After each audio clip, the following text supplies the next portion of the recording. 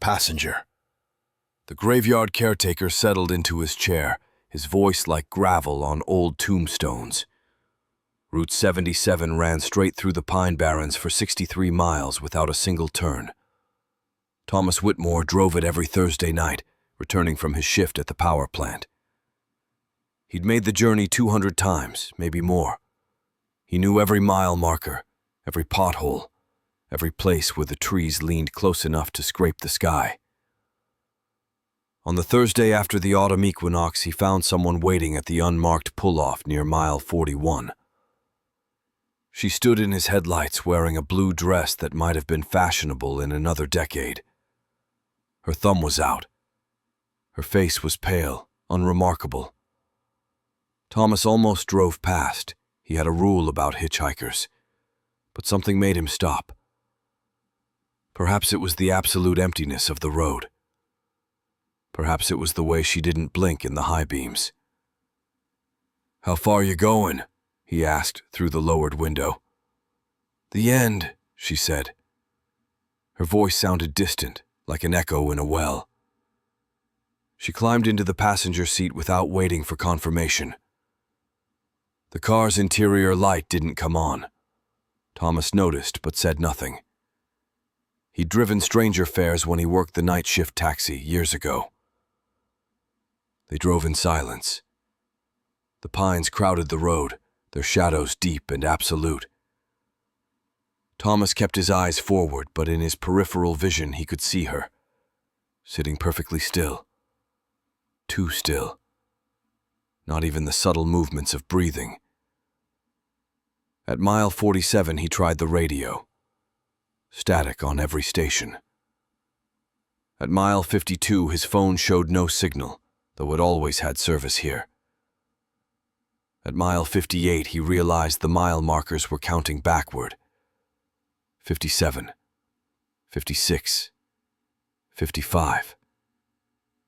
"Miss," he said. "I think something's wrong with—" "You can't feel it yet," she interrupted. "The pull. But you will." Thomas's hands tightened on the wheel. The trees outside had begun to repeat. The same lightning-struck pine, the same crooked oak, cycling past in impossible sequence. He checked the odometer. The numbers spun backward, unwinding. "What's happening?" "You stopped," she said simply. "You weren't supposed to stop." The road stretched ahead, perfectly straight, perfectly endless. Thomas pressed the accelerator. 70 miles per hour, 80, 90. The scenery didn't change. The same trees, the same stretch of cracked asphalt, the same mile marker 41 appearing again and again. "How long have I been driving?" he asked. "Does it matter?" She turned to look at him for the first time. Her eyes were wrong. Not the color or the shape, but the depth. Looking into them was like looking into a tunnel that went down and down forever. "You're here now. You've always been here." Thomas tried to remember leaving the plant. The memory felt thin, like paper held too long. Had he left, or had he simply continued? Thursday after Thursday, driving the same road, seeing the same nothing. Returning to the same empty house where no one waited because no one remembered him anymore. "I had a daughter," he said, uncertain. "Maybe you did. Before."